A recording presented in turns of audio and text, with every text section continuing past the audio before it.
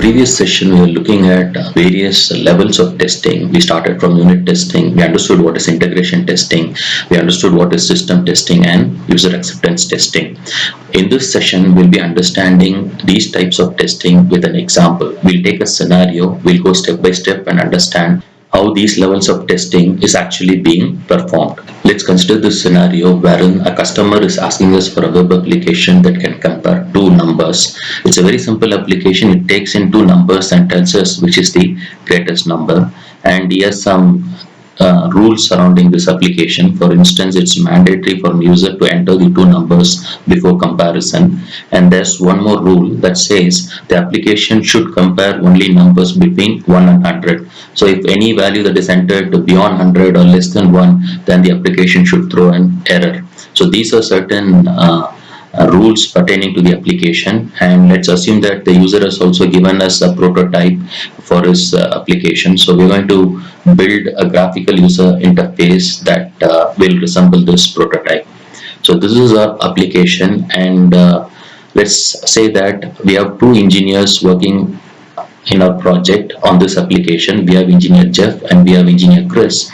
Jeff is assigned the task of building the graphical user interface, so he will be working on the HTML part of the application, whereas Chris will be working on creating a JavaScript method that will actually compare these two numbers. So what is the work assigned to Chris? He will get the inputs from the HTML form and then he will write a JavaScript function. So it's a JavaScript function that will actually perform the comparison and throw the output to the users. So these two engineers have been assigned independent tasks. So you'll be working on the GUI part and you'll be working on the function independently. And let's say that they are carrying out the work in their systems, the local systems. And let's assume that both Jeff and Chris have now completed their code. So I'll show you how that code will look like. So I've just created some code. Let's see how Jeff's and Chris' code will look like. So let's go and take a look at Jeff's work. Jeff is in charge of creating the HTML web page. So let's go and take a look at his code. So this is the code that Jeff has written. It's a very simple form and he's getting the input from the user in a text box here, and the next input goes in here. The second number is entered in this text box here, and finally he has a submit button. So on submission of this form, a JavaScript function should be called. Here is given as dummy function called test function, and this function is the work assigned to another engineer by name Chris. And this function resides in a JavaScript file. It's a separate file, and here he has used a dummy test file called test.js. So Jeff has completed the code, and wherever he has got an interface with Chris' work, he has just used some dummy files and dummy methods. This is what Jeff has done. Let's take a look at what Chris has done. So this is the work that Chris has completed. He has coded a JavaScript function. Let's go and take a look at the JavaScript method. So the method name is compare, and as you see, Chris has used some dummy inputs here. Say number 1 is 2, number 2 is 3, and he has used dummy inputs to actually run and test this function.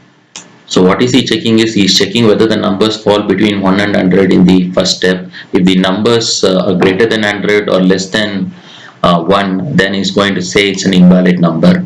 If the numbers are within the valid range, then he compares these two numbers. If number 1 is greater than number 2, he says first number is greater. If number 2 is greater than number 1, he says second number is greater, or else he comes to a conclusion that both numbers are equal. So this is the JavaScript method that will get the input from Jeff's HTML form and compare the two numbers and throw the output to the user. So as part of the assignment, both Jeff and Chris have completed the works independently. Their independent units are ready. So what next? These independent software modules, after they have been coded, they should be tested. So how Jeff is going to test this module, how Chris is going to test this module. So this comes under the concept of unit testing. He has coded one unit and he has coded one unit. So both of them are going to test their units independently, and that is called unit testing. And what is unit testing? During development, the individual units are tested by the developer. Or else you can say it is the process wherein smallest testable parts of a software are tested independently. So we'll go and take this example. For instance, we know Chris has completed his JavaScript function. So now Chris should independently test his functions. How will Chris test his function is the next question. So Chris has got two ways of testing his JavaScript method. So you can go ahead and create an HTML file and call the JavaScript method from within the HTML file. So that is one way of testing his JavaScript function. The other way around you can test is you can go and use some online tools wherein you can run JavaScript code directly using those tools. So we'll be looking at both these testing methods that Chris will follow to unit test this function. So we'll first see how Chris tests his JavaScript method using an HTML file. Let's consider this to be the test HTML file written by Chris for calling his JavaScript method. Let's take a look at the code inside this file. So you can see here what he's doing is he's just calling the JavaScript file in this HTML file, and this JavaScript file is going to really contain the method for comparing two numbers. So how he's testing his code is he's directly entering some test values and he's checking whether he's getting the right output. So let's go and open this file in the browser. Let's see whether the actual results are coming out. So it says first number is greater, and when you take a look at this method, is giving number 1 to be 3 and number 2 to be 2, and you can go ahead and test by just changing the values. Okay, first number is lesser and second number is a greater value. So now if you just reruns the HTML file on the browser, so he's going to get second number is greater. So he's going to continuously change the input values and he's going to test his system. So this is one way of testing a JavaScript method, and I also told you there is another way of testing that you can also test this JavaScript method by going to an online tool, and this tool helps in running the JavaScript code directly. So let me show a demo of that online tool. So this is the tool, it's named as JS Fiddle. So what you can do is you can just go and copy his entire compare method, and you can run the JavaScript method directly here. So if he runs here, what should be the output? Second number is greater should be the output. So he's going to get. So you can go and run it for several different types of input. So first number is greater. So he's going to change those values and he's going to test. So what Chris is performing here is he's testing his code. He's doing some kind of unit testing. So when you take a closer look at what Chris is performing, he's just executing test cases on the code. So we get this new terminology, test cases. And what is a test case? A test case is nothing but a set of activities we execute or we perform on the code to verify whether that code is functioning properly. So earlier I was showing you this demo, right? Chris was just giving some sample inputs and running the code. So what is he doing here is he is executing a test case. He is giving some sample inputs and he is checking whether he is getting the expected output. So in this case, what is the sample input? It is 3 and 2. And what is the expected output here? First number is greater. So he runs this and this is the actual output he is getting, and this matches the expected output. So these set of activities, that is giving some sample input and checking whether we are getting the expected output by executing code, is called a test case. So what is a test case? Test case is nothing but set of actions executed on the code to verify the functionality is working fine. So test case will tell us what sort of inputs we have to give, what is the expected output from the system, and we should also record what is the actual output we receive from the system. Only when the actual output matches the expected output, we say that test case has passed. Let's assume this. Instead of Chris just like that randomly giving inputs and checking the output, he is going in for a very formal documentation of all his testing activities. Let's say he creates a test case documentation. So what will be there in the test case documentation? You will go with all these fields. You'll have a test case ID. So a test case ID will be helpful in uniquely identifying every test case. And what is the test case here? Maybe the very first test case is he wants to enter the first number to be a greater number than the second number.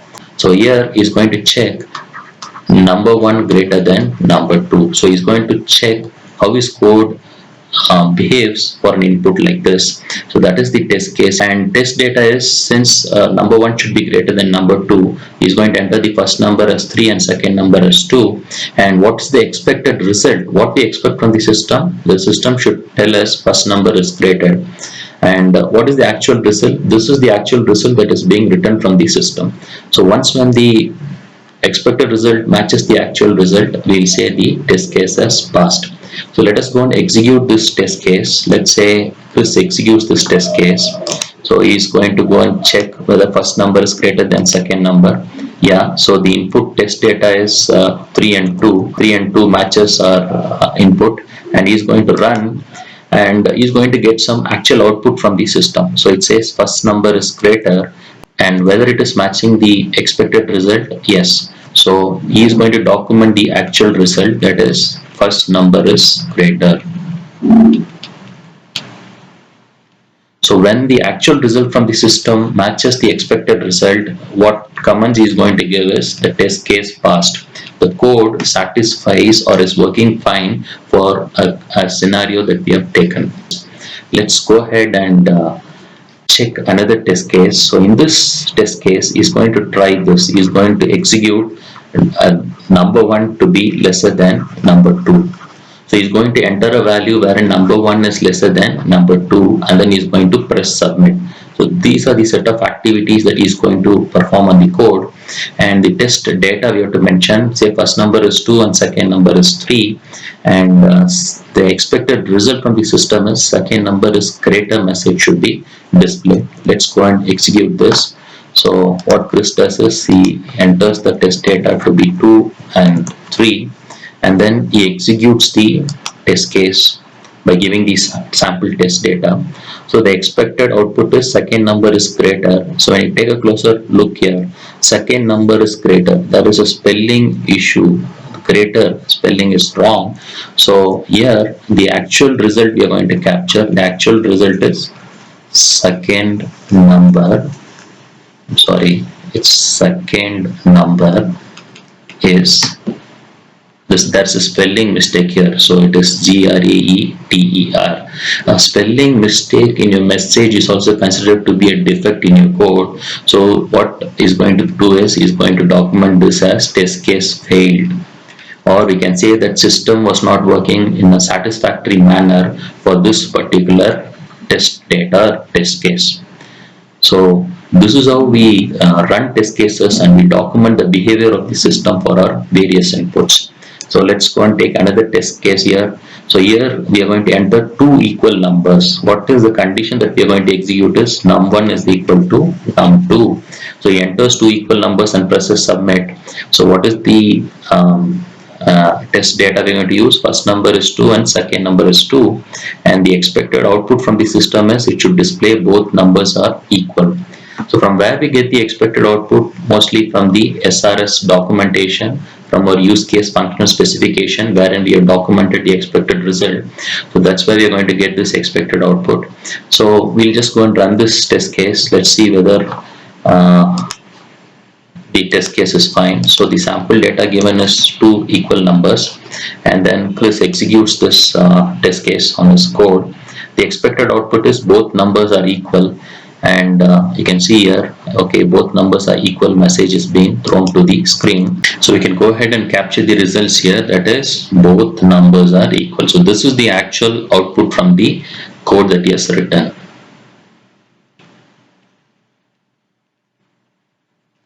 So since the actual output matches the expected output, what we can say, this test case has been successful, or the behavior of the code for this sample test data has been successful. So this is how unit testing is being performed by Chris. He is just testing his JavaScript method. He is giving some set of sample inputs, and he is checking whether he is getting the expected output. There are certain questions that you can ask me. Why should we really go ahead and document or create a test case document like this? Say I am an experienced programmer, why should I even create this? I can just give some sample inputs and check whether I am getting the right output. So this code is a very simple code, and you're able to understand how to test this code. But when you talk about industry standard code, it's going to be very huge, and you're going to have a lot of test cases that you have to test. And if you forget to test a certain parts of your code, then you're going to have errors in the final product. So it's a very important activity. We have to take some time. We have to perform testing in a very formal way to uncover all the errors that are present in our system. Another very important advantage of test case documentation is, you see, Chris can very well leave his job tomorrow and leave the firm, and in that case we are going to take in another developer who should be carrying on from where Chris has left. So a documentation like this will have a clear idea of how far the code has been tested and what needs to be tested.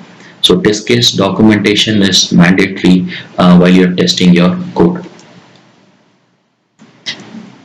So the next question comes to our mind. Say we have identified 3 test cases here. Is this really enough? Have we tested our entire code? Is this testing sufficient? That is the next question. So there are 2 questions that Chris should answer. How many test cases should he execute on the code to say that he has achieved sufficient testing on the code? When he can be confident that he has achieved maximum testing on the code? So these are the questions that Chris should answer. For that, we have a technique which can really help Chris, that is basis path testing. So what is basis path testing? It is nothing but computation of a complexity measure, and using this measure we'll be able to say how many test cases should be executed on this particular code, or how many test cases are needed to test whether this code is working fine or not. So what is basis path testing? It is nothing but computation of a complexity measure. You can think of that to be a number. So we compute this measure, and using this measure we derive the number of test cases. So we compute a measure, and using this measure we derive the number of test cases. So for a code to have attained proper testing, we say that it should have at least gone through these many number of test cases. So what is this measure? This measure can act as a guide for defining the set of execution paths, and test cases can be derived based on the set of execution paths in the code. So we'll go ahead and learn basis path testing with an example here. The very first step in basis path testing is constructing a flow graph. So we have already seen that Chris has written this JavaScript method, and what he's going to do is he's going to construct a simple flow graph or flow chart for his code. Let me show you. I've already constructed that. So this is the flow graph for that code that Chris has written. So he's going to start, read the numbers. If the numbers are invalid, display an error message. If the numbers are valid, he's going to check whether number 1 is greater than number 2. If it is yes, display number 1 is greater, stop. Or else he's going to check whether number 2 is greater than number 1. Yes, he'll display number 2 is greater, and then stop. Or else even if this condition is a no, then both numbers are equal, and then he's going to stop. So the very first step in basis path testing is constructing a flow graph. And the next step is we have to identify independent paths in this graph. What do you mean by an independent path? An independent path will introduce at least one new processing statement or one new condition in the code. So we'll take a look at how to identify independent paths here. For instance, I'll tell you there is an independent path here. We start, we read the input numbers, we go and check whether the numbers are invalid. If the numbers are invalid, we go and display an error, and then we go to the stop. So there is an independent path from start to stop here, and this is path number 1. So how can you represent this path? We can say 1, 2 and 3. The path can be represented using the node IDs here. So node 1, node 2 and node 3. So I can say this is path 1. So like that, are there any further independent paths? Yes, we start, we read the input numbers, we check whether the numbers are invalid. If the numbers are valid, we go and check whether number 1 is greater than number 2. If number 1 is greater than number 2, what we print, number 1 is greater, and then we finally go to the stop. So there is an independent path from start to stop, and this path is independent of this path because it introduces new set of conditions and processing, and we call this path number 2. And how can you represent this path? We can say 1, 2, 4, 5. So So path number 2 is nothing but can be represented as 1, 2, 4, 5. And are there more independent paths? Yes. We'll again start, read the input numbers, check if the numbers are valid. Numbers are valid.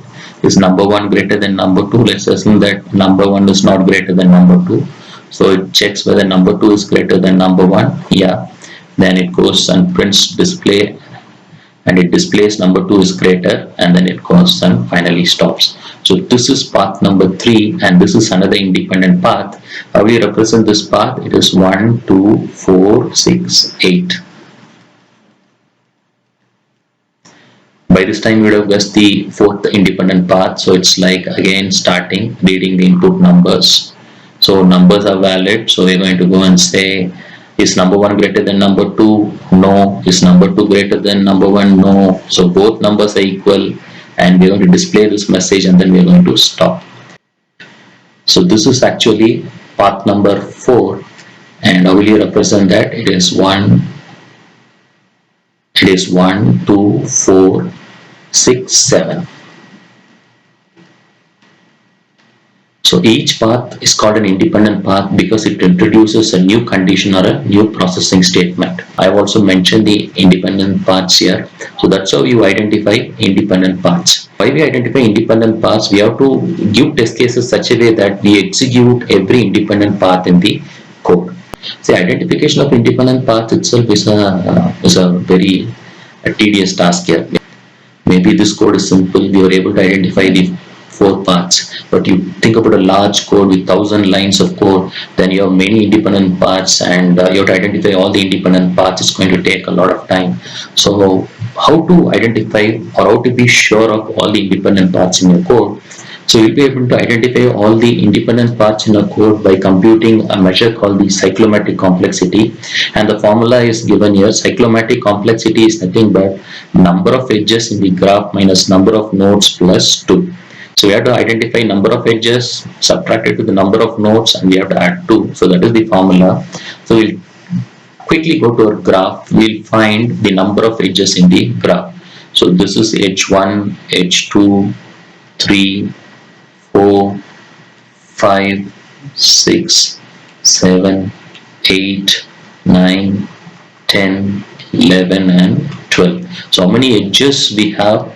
We have 12 edges. And how many nodes we have? We have totally 10 nodes. You can very well go and count them. 8 plus 2, 10 nodes, and plus 2. So finally, what is the number we get? 4. So here 4 denotes the number of independent paths in your code, or it denotes the number of test cases you have to execute for this, for covering this code.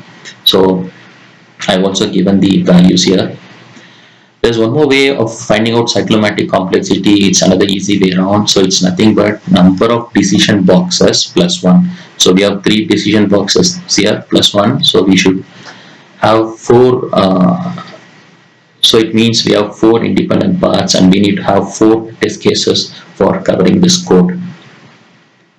So that's how you compute cyclomatic complexity, a measure that tells us how many test cases should be executed or how many independent paths really exist in your code. So this kind of a testing is done by developers. It's a kind of unit testing that happens on the code. So now we have come to a conclusion that we have to write 4 test cases to test all the 4 independent paths. We'll see what are the test cases. The very first test case is, it's just checking this scenario. Number 1 is greater than number 2, and the first number is 3 and second number is 2, and what is the expected result? First number is greater. And this particular test case is for testing this path 1, 2, 4, 5. So we can go back and we can check. So that will test this path 1, 2, 4, 5. So we have to write test case that tests every path here. So the next test case is, it checks number 2 is greater than number 1. So this will check this particular path 1, 2, 4, 6, 8. So what is that? So it's going to test this path 1, 2, 4, and then 6 and 8. So we write test cases to execute every independent path in our code. So like that, we have another test case to execute what the path 1, 2, 4, 6, 7, and we have another test case to execute the path 1, 2, 3. So that's how basic path testing helps us. It gives us a measure, tells us, okay, these are the number of test cases, and we execute a test case to test every independent path in our code. So that's how Chris can use basis path testing to unit test his code. So basis path testing is one of the testing strategies in unit testing. I hope you are all clear with what is unit testing, what is a test case, what is a test case documentation, how we write test cases and execute test cases on the code from the perspective of unit testing.